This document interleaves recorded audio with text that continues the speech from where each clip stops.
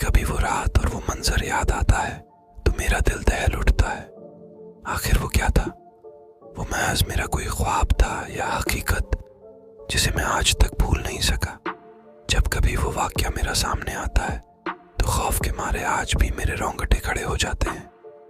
उस रात की सारी घटना मेरी आंखों के सामने एक फिल्म की भांति चलने लगती है। भयानक और अंधेरी रात, ऊपर से सुनसान इलाका, बड़ा सा उजाड़ कमरा, फिर कंडक्टर की लाश का यूं मिलना। न जाने उस रात क्या होने वाला था, लेकिन हम उस रात सच में बच गए। अगर वो ना होता तो शायद हम सब भी उस कंडक्टर के साथ अपनी जान से हाथ धो बैठते। लगभग 20 साल पहले की बात है। मैंने अपने परिवार के साथ जयपुर घूमने का कार्यक्रम बनाया। बेटा बहुत दिनों से जिद कर रहा था कि पापा मुझे राजस्थान घूमने के लिए ले चलिए, सो मैं उसकी बात मानकर उसे जयपुर घुमाने को राजी हो गया। मैं, मेरी पत्नी रीमा और बेटा संयम घर से जयपुर के लिए रवाना हो गए। हमने 2 दिन में पूरा जयपुर घूम लिया, लेकिन मेरे पास अभी 2 दिन की छुट्टी और भी बची थी। तो मैंने सोचा क्यों ना अजमेर शरीफ भी हो आते हैं। क्योंकि हमारी ये प्लानिंग अचानक हुई थी तो हमें जल्दबाजी में बस का सहारा लेना पड़ा। उस बस में और भी यात्री थे, खासकर बुजुर्गों की संख्या ज्यादा थी। हमारी जैसी केवल एक ही फैमिली थी। बस में यात्री भी कम ही थे, क्योंकि बस भी थोड़ी खजाड़ा थी, इसलिए शायद उसमें ज्यादा यात्री नहीं बैठे होंगे। करीब रात के 8 बजे बस अपने गंतव्य की ओर रवाना हो चली। हम तीनों अपनी अपनी सीटों पर टेक लगाकर बैठ गए। संयम तो सो गया, लेकिन मुझे और रीमा को बीच बीच में हल्की हल्की झपकी सी आ जाती। एक तो वीरान और अनजानी जगह, ऊपर से खजाड़ा। बस में मुझे अनकंफर्टेबल लग रहा था। ड्राइवर को भी शायद बहुत जल्दी थी गंतव्य तक पहुंचने की, इसलिए वो भी बस को तेज रफ्तार में भगाए चला जा रहा था। अंदर से डर भी लग रहा था कि कहीं वो बस को ठोक ना दे, क्योंकि अंधेरा घना था, साथ में सुनसान सड़क के किनारे जिन पर ना कोई घर दिख रहा था और सड़क पर भी इक्का दुक्का वाहन ही दिखाई दे रहे थे। कुछ बुजुर्गों ने ड्राइवर को टोका भी कि बस की रफ्तार जरा धीमी करो।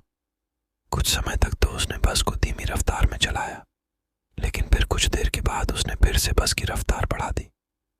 एक बुजुर्ग ने फिर से उस ड्राइवर को टोका कि बस की रफ्तार कम करो, लेकिन मना करने के बावजूद फिर से ड्राइवर ने रफ्तार बढ़ा दी।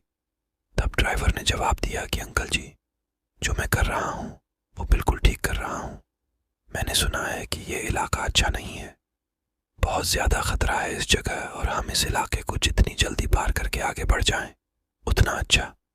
ड्राइवर की बात सुनकर सबने कहा कि चलो ठीक है। बस तेज रफ्तार से आगे बढ़ ही रही थी कि तभी एक तेज आवाज के साथ बस का थोड़ा संतुलन गड़बड़ाया और बस थोड़ी दूर बढ़ी और रुक गई। अब सब सकपका गए कि अचानक ये क्या हुआ। इतना खतरनाक इलाका और बस का रुकना, किसी का भी जी डर जाएगा। ड्राइवर ने अपनी टार्च जलाई, बस के नीचे उतरा और उसने देखा कि क्या बात है, बस को आखिर क्या हुआ, वो रुकी क्यों। कुछ देर के मुआयने के बाद उसे पता चला कि बस के पीछे ओर के दोनों पहिए पंचर हो चुके हैं और बस में एक्स्ट्रा पहिए भी नहीं है जिससे उसकी मरम्मत हो सके। अब क्या किया जाए? सभी सोच में पड़ गए। रेतीली अनजान जगह, अमावस की गहरी काली रात, जंगली जानवरों का डर और बस का यूं खराब हो जाना। सबके तो जैसे होश ही उड़ गए थे। अब क्या करें, क्या ना करें, किसी के कुछ भी समझ में नहीं आ रहा था। तभी कंडक्टर को थोड़ी दूर एक रोशनी दिखाई दी। उसने सबसे कहा कि देखो वहां रोशनी दिखाई दे रही है, हो सकता है कि वहां कोई गांव हो, चलो सब वहां चलते हैं, शायद रात भर के लिए कोई सुरक्षित जगह मिल जाए। अगर एक कोठरी भी मिल गई तो तब सब वहां एक साथ बैठकर रात तो गुजार ही सकते हैं। सब कंडक्टर की बातों से सहमत हो गए। सब ने अपना अपना सामान उठाया और चल पड़े उस रोशनी की ओर। जैसे ही वो सब उस रोशनी के नजदीक पहुंचे तो हमें एक एक बड़ी सी कोठरी दिखाई दी, जिसे देखने से लग रहा था कि वो कोई बहुत पुरानी सराय है जहां भूले भटके मुसाफिर रुकते होंगे। सब कोठरी के दरवाजे के बाहर खड़े हो गए। ड्राइवर ने हिम्मत करके दरवाजे की सांकल खटखटाई। एक बहुत ही बूढ़े व्यक्ति ने दरवाजा खोला। उनके सिर पर एक बड़ी सी पगड़ी थी, गले में पुराने जमाने का कोई आभूषण था, कानों में भी कुंडल पहन रखे थे। कुर्ते के ऊपर उन्होंने एक सदरी पहन रखी थी, कमर में धोती, पैरों में जमाने की ऊंट के चमड़े की बनी मोजड़ी पहन रखी थी और हाथ में एक बड़ा सा लट्ठ ले रखा था। वो और उनका पहनावा बहुत ही अजीब लग रहा था। तभी कंडक्टर ने बड़ी हिम्मत करके कहा, ताऊसा, बस पंचर हो गई है। हम सबको रात गुजारने के लिए अगर आपकी कोठरी में थोड़ी जगह मिल जाती तो बड़ी मेहरबानी होती। उस कोठरी के मालिक बोले, डरने की जरूरत कोई ना है। यह सराय तो मैंने भूले भटके मुसाफिरों की मदद करने के लिए बनाई है। मैं चौधरी सुमेर सिंह और हमारी घरवाली धन्नो ही मुसाफिरों का ख्याल रखते हैं।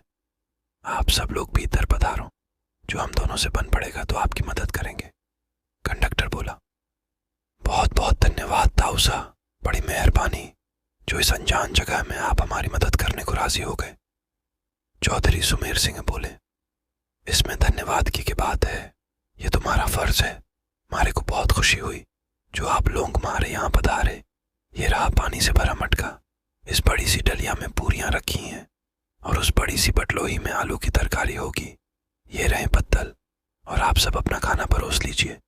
महिलाएं धन्नों के पास चली जाए, जल्दी से सब खाना खा लो और जिसे बाहर का काम निपटा ना हो वो निपटा आए, क्योंकि 12 बजे के बाद कोई भी बाहर नहीं निकलेगा और ना मैं किसी को बाहर निकलने दूंगा और कोई भी इसका कारण नहीं पूछेगा।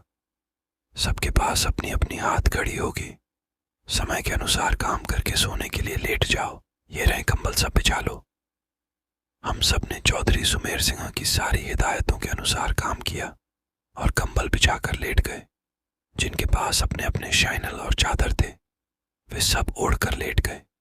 चूंकि मेरे पास ओढ़ने वाला बड़ा कंबल था, इसीलिए मैंने बेटे को अपने साथ सुला लिया और मेरी पत्नी औरतों के साथ अपना शाइनल ओढ़कर लेट गई। चौधरी जी ने एक बार फिर सबको बाहर न जाने की हिदायत दी और सबको सोने के लिए कहा। लगभग 12 बजे के बाद न जाने कंडक्टर को क्या सूझी, उसे बीड़ी पीने की तलब लगी और वो बाहर जाने लगा। चौधरी जी ने उसे बहुत रोका, लेकिन वो नहीं रुका। कंडक्टर के बाहर जाने के बाद चौधरी जी ने जल्दी से कोठरी के किवाड़ बंद किए और साथ में पटरे की मदद से किवाड़ को मजबूती से बंद कर दिया कि कोई भी भीतर ना आ सके, और सारे रोशनदान और खिड़कियों को भी बंद कर दिया। कुछ देर के बाद बाहर से बहुत बहुत बुरी बुरी और डरावनी आवाजें आने लगी। साथ में कंडक्टर की भी आवाज सुनाई दी। वो चिल्लाकर बचाओ बचाओ चिल्ला रहा था। कोठरी के कुछ लोग कंडक्टर की मदद के लिए बाहर जाने लगे, लेकिन चौधरी जी ने उन्हें सब ये कह कर रोक दिया कि अगर सब बाहर गए तो सर्वनाश हो जाएगा। वो शैतान अगर भीतर आ गया तो हम में से कोई भी जिंदा नहीं बचेगा। सब अपनी जान के विषय में सोचकर पीछे हट गए। फिर चौधरी जी ने सबसे कहा कि सब अपनी अपनी जगह पर लेट जाएं और उनकी बात मानना हम सबकी मजबूरी थी। हमने सबने वही किया जो चौधरी जी ने कहा था। एक आध घंटे बाद सबको नींद आ गई। हम सब सुबह जगह तो वहां का मंजर देखकर दंग रह गए। हम सब रेत पर लेटे थे और वहां से कोठरी गायब थी। केवल हम लोगों का सामान ही पड़ा था। वहां 2 समाधियां बनी थीं, जिन पर चौधरी सुमेर सिंह और धन्नो सिंह लिखा था। हम सब ये देखकर हैरान थे कि आखिर रात को जो हुआ था वो ख्वाब था या हकीकत। तभी वहां से एक चरवाहा अपनी भेड़ों के साथ निकला। उसको हम लोगों ने सारी बात बताई तो उसने बताया कि यहाँ बहुत समय पहले एक सराय हुआ करती थी, जिसकी रखवाली चौधरी सुमेर सिंह और उनकी पत्नी धन्नो किया करते थे, और उन दोनों के स्वर्गवास के बाद आज भी उनकी आत्माएं भटके हुए मुसाफिर की मदद करने आती हैं। इस इलाके में बहुत शैतानी आत्माएं रहती हैं जो लोगों को कत्ल कर देती हैं, लेकिन सुमेर सिंह और उनकी पत्नी अच्छी आत्माएं हैं, इसीलिए वो लोगों की मदद करने आ जाते हैं। ये सब कहकर चरवाहा वहां से चला गया, लेकिन हम सब के मुंह और आंखें खुली की खुली रह गईं। फिर हम सब ने अपना अपना सामान उठाया और बस की ओर आए। देखा तो वहां कंडक्टर की लाश लहूलुहान पड़ी थी। वो सब देखकर हम सब का दिल दहल गया।